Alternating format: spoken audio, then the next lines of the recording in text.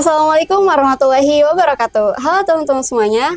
Selamat pagi, siang, sore, ataupun malam. Dimanapun kalian berada, semoga dalam keadaan sehat dan bahagia selalu ya.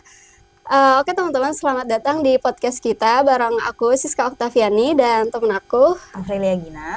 Sekarang kita bakal bahas podcast yang relate banget nih sama kehidupan kita sebagai Gen Z. Karena topik kita hari ini masih bersangkutan sama media sosial. Nah, oke Gina, sekarang aku mau tanya nih, berapa jam sih kalian scroll Instagram atau TikTok dalam sehari?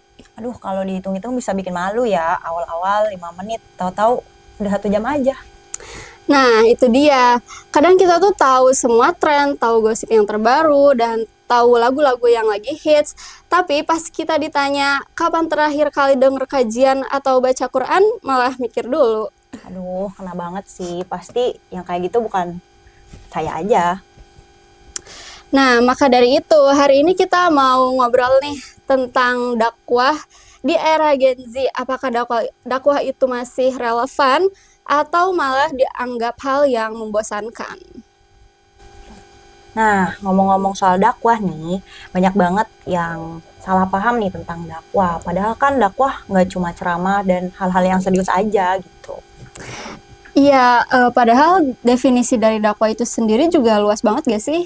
Betul, bahkan ketika kita ngikutin sholat, terus ngajak teman dengan hal yang baik, terus menunjukkan akhlak yang baik, itu termasuk dakwah loh.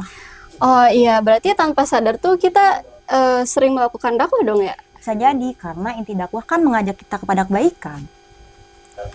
Tapi aku penasaran banget deh, kita tuh sebagai Gen Z bilang agama itu penting, tapi kenapa setiap ada konten dakwah yang lewat di FYP kita selalu nge-skip gitu aja? Mungkin cara penyampaian mereka itu kurang nyambung ke mereka. Jadi bukan berarti mereka itu kebal akan nasihat, tapi mereka itu lebih suka yang ringan, terus relate, dan gak terkesan menggurui mereka.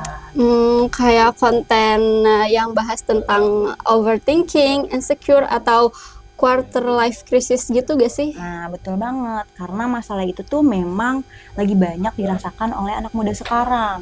Karena ketika dakwah itu bisa menjadi solusi bagi masalah-masalah mereka gitu. Jadi mereka itu jadi lebih senang gitu untuk mendengarkannya. Oke. Jadi sebenarnya dakwah itu bukan cuma tentang siapa yang paling keras suaranya ya, tapi tentang siapa yang paling bisa menyentuh hati pendengarnya. Nah, setuju banget. Kalau aku sih pernah ada di fase nanti aja deh belajar agamanya kalau misalkan udah jadi lebih baik. Dan banyak banget loh yang berpikiran begitu. Iya, padahal kalau misalkan dipikir-pikir justru karena kita belum baik ya sih, makanya kita tuh perlu belajar. Benar, jadi jangan nunggu sempurna dulu untuk mendekatkan diri kepada Allah. Karena di dunia itu nggak ada yang sempurna gitu. Iya, betul. Kadang tuh kita terlalu fokus ke kekurangan diri kita sendiri sampai lupa. Padahal kesempatan untuk bertaubat, untuk memperbaiki diri itu selalu terbuka setiap harinya. Setuju, jadi yang paling penting itu kita harus berusaha untuk berproses. Oke, Gen, kalau menurut kamu media sosial di zaman sekarang itu lebih banyak membawa manfaat atau mudaratnya sih, terutama dalam dakwah itu sendiri? Menurut aku tergantung ya siapa yang menggunakannya, karena media sosial itu ya cuma alat bantu doang. Oke, kalau diibaratin mungkin kayak pisau ya, jadi kita bisa gunain itu buat hal baik ataupun hal-hal yang sebaliknya. Betul banget, dan sekarang banyak banget kok kreator muslim gitu yang berdakwah dengan kreatif gitu, bisa lewat podcast, terus reel, terus animasi, bahkan sampai meme juga. Oke, jadi sekarang alasan dengan dalih susah cari ilmu agama itu udah nggak relevan dong ya? Bener, karena sekarang tuh ilmu udah ada di mana-mana gitu. Jadi niat kita aja mau nyari apa enggak gitu.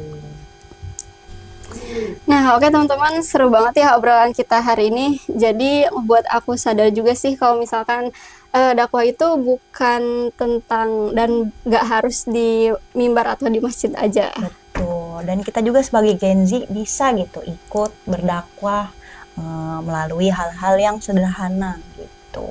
Iya, contohnya mungkin bisa dari mulai jaga ucapan, terus menyebarkan konten yang positif dan menjadi contoh yang baik ya untuk orang-orang di sekitar kita. Betul, bisa jadi satu hal kecil yang kita lakukan itu bisa menjadi alasan gitu seseorang bisa mendekatkan diri kepada Allah. Iya, Masya Allah. Oke teman-teman, mungkin itu podcast kita hari ini. Terima kasih buat teman-teman yang udah nonton kita. Semoga obrolan santai ini bisa menjadi pengingat untuk kita semua. Amin ya rabbal alamin. Oke, sekian dari kita. Wassalamualaikum warahmatullahi wabarakatuh. Yeah, yeah. Bobby Valentino.